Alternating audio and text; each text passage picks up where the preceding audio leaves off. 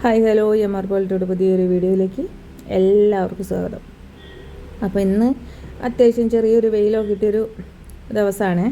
രാവിലെ തന്നെ കുറച്ചൊരു വെയിലൊക്കെ കണ്ടതിനെ കൊണ്ട് നമുക്ക് തന്നെ ഒരു സമാധാനം. അപ്പോൾ അത്രയും അടച്ച മഴയായിരുന്നല്ലോ കുറേ ദിവസങ്ങളായിട്ട്. അപ്പോൾ ഇന്ന് ഇത്തിരി ഒരു വെയിലൊക്കെ കണ്ട് അപ്പോൾ നമ്മളെ കോഴികളൊക്കെ അത്യാവശ്യം കുറഞ്ഞ കോഴികളൊക്കെ ഒന്ന് പുറത്തിറങ്ങിയിട്ടുണ്ട്. ബാക്കി കോഴികളൊക്കെ ഉള്ളിൽ തന്നെ ഉണ്ട്. സാധാരണ ഇവർ പുറത്തിറങ്ങുന്ന ടീമാണ്. അതിൻ്റെ കൂടെ അല്ലാണ്ട് ഒന്ന് രണ്ടാൾക്കാർ ഇവർ ഇറങ്ങുന്ന കണ്ടിട്ട് കൂടെ പോകുന്നവരുണ്ട്. അപ്പം ഞാൻ കൂട്ടിലൊന്നും ആക്കാൻ പോയില്ല. അപ്പോൾ വെയിലായതിനെ കൊണ്ട് ഞാൻ വിചാരിച്ച് കുറച്ചൊന്ന് വെയിലൊക്കെ കാഞ്ഞ് അവരൊന്ന് കുത്തിച്ചിന്തി നടന്നോട്ടായിരുന്നു. അതിന് അത്യാവശ്യം എന്തെങ്കിലുമൊക്കെ നമ്മൾ പുറത്തിറങ്ങി കഴിഞ്ഞാൽ ഇവർക്ക് എന്തെങ്കിലുമൊക്കെ കാര്യമായിട്ട് കഴിക്കാനുണ്ടാകുമല്ലോ. കൂട്ടിൽ എത്രയായാലും നമ്മൾ ഇട്ട് കൊടുക്കുന്ന സാധനങ്ങൾ ഇവർക്ക് കിട്ടും. അപ്പോൾ ഇതാകുമ്പോൾ പുറത്തൂടെ ആകുമ്പോൾ ഇവർക്ക് ഇഷ്ടമുള്ള ഭക്ഷണങ്ങളൊക്കെ ഇവർക്ക് പുറത്തുനിന്ന് കൊത്തി തിന്നാം. അപ്പോൾ അതുകൊണ്ട് ഞാൻ വിചാരിച്ച് വെയിലുള്ള സമയത്തല്ലേ ഇവർക്ക് അങ്ങനെ ഒന്ന് മര്യാദയ്ക്ക് തന്നെ ഒന്ന് ചിന്തിയൊക്കെ പെറുക്കി തിന്നാൻ പറ്റുള്ളൂ. അപ്പോൾ അതുകൊണ്ട് ഇവരെ ഒന്ന് പുറത്തുകൂടി നടന്നോട്ടെ എന്നൊക്കെ വിചാരിച്ച്. അപ്പോൾ കുറേ സമയം മുമ്പ് അങ്ങനെ ഇവരെ പുറത്ത് വിട്ടുകൂടാ കേട്ടോ. നമ്മളിപ്പോൾ ഒന്ന് കണ്ണിൻ്റെ മുന്നിൽ കൊണ്ട് നടക്കേണ്ട അവസ്ഥയാണ്. എന്താ പ്രശ്നം വെച്ചാൽ ഇവിടെ ഒരു പൂച്ച ഉണ്ട്. പൂച്ച ഭയങ്കര ശല്യമാണ്. പൂച്ചനെ കൊണ്ട് പൊറുതി മുട്ടി നിൽക്കുന്ന അവസ്ഥയാണ്.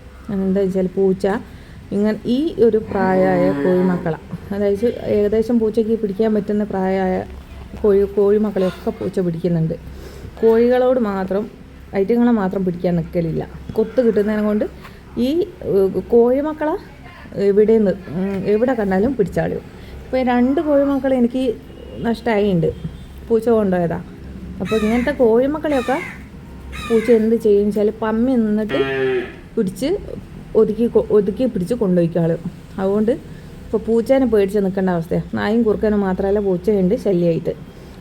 അപ്പോൾ ഇന്നത്തെ ദിവസം ഞാൻ ഇവരെ കുറച്ചൊന്നും പുറത്തുകൂടിയൊക്കെ ഒന്ന് ഇവർ നടന്നോട്ടെ, നമ്മൾ നോക്കി നിൽക്കുന്നതിനെ കൊണ്ട് കുറച്ച് ഇവർ ഇതിലേക്ക് നടന്നോട്ടെ എന്ന് വിചാരിച്ചിട്ട് അങ്ങനെ വിട്ടയച്ചതാണ് കേട്ടോ. കുറച്ചൊരു വെയിലൊക്കെ കിട്ടുമ്പോഴല്ലേ ഇവർക്കൊന്ന് നല്ല രീതിയിലൊക്കെ ഒന്ന് പുറത്തുകൂടിയൊക്കെ ഒന്ന് ചിന്തിപ്പെറുക്കി നടക്കാനാവും.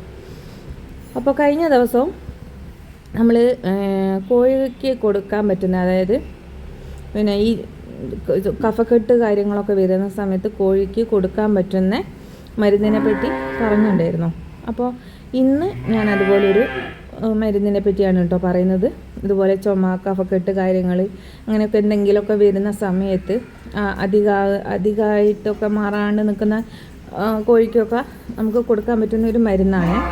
അപ്പോൾ അതേതാ മരുന്നെന്ന് വെച്ചാൽ നമ്മളെ വീട്ടിലുണ്ടാകുന്ന പനിക്കൂർക്കല്ലേ, പനിക്കൂർക്ക. ഈ പറയുന്ന സാധനങ്ങൾ, അതായത് നമ്മൾക്ക് ഇപ്പോൾ കുറേ കോഴികളൊക്കെ ഉണ്ടെങ്കിൽ അപ്പോൾ അതിനനുസരിച്ച് ക്വാണ്ടിറ്റി കൂട്ടിയെടുക്കണേ.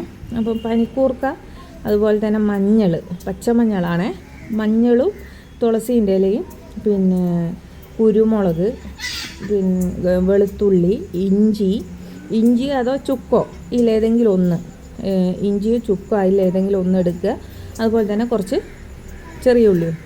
ഇത്രയും സാധനങ്ങൾ നന്നായിട്ട് ഇടിച്ച് പിഴിഞ്ഞിട്ട് അതിൻ്റെ നീര് ഇവർക്ക്, നമുക്ക് ഇപ്പോൾ കഫക്കെട്ടോ കാര്യങ്ങളോ ഉള്ള കോഴികൾക്ക് പിന്നെ കുറച്ച് പിടിച്ചിട്ടൊക്കെ വായിലേക്ക് ഒഴിച്ചു കൊടുക്കാം. അതല്ല എന്നുണ്ടെങ്കിൽ നമുക്ക് വേണമെങ്കിൽ വെള്ളത്തിൽ ചാലിച്ചിട്ട് ഇവർക്ക് വെച്ച് കൊടുക്കാം. അപ്പോൾ ഏറ്റവും നല്ലൊരു മരുന്നാണ്, നാട്ടുമരുന്നാണ്. അപ്പോൾ അതുകൊണ്ട് നമുക്ക് ധൈര്യപ്പെട്ടിട്ട് കൊടുക്കാം. നമ്മളെ ഇംഗ്ലീഷ് മരുന്ന് പോലും അങ്ങനെയൊന്നുമല്ല.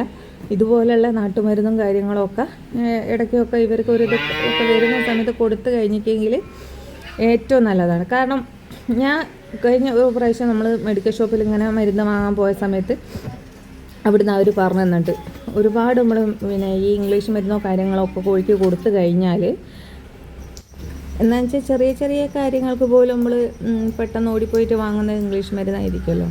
അപ്പോൾ അത് കൂടുതൽ ഇങ്ങനെ കൊടുത്തു കഴിഞ്ഞാൽ പിന്നെ ഇവർക്ക് എന്ത് അസുഖം വന്നാലും മരുന്ന് കൊടുത്താൽ പിടിക്കാത്ത അവസ്ഥ വരും. അപ്പോൾ അതുകൊണ്ട് പിന്നെ അതാണ് നമ്മൾ ചെറിയ ചെറിയ എന്തെങ്കിലുമൊക്കെ കാര്യങ്ങൾക്ക് നമ്മൾ വീട്ടിലുള്ള പച്ചമരുന്നുകളോ നാട്ടുമരുന്നുകളോ ഒക്കെ ഉപയോഗിച്ചിട്ട് അവരെ അസുഖം മാറ്റിയെടുക്കാൻ നോക്കുക. അപ്പോൾ ഇന്നത്തെ വീഡിയോ അത്രയേ ഉള്ളൂ. അടുത്ത വീഡിയോ ആയിട്ട് വീണ്ടും കാണാം. നമ്മുടെ ചാനലൊന്ന് സബ്സ്ക്രൈബ് ചെയ്യാം.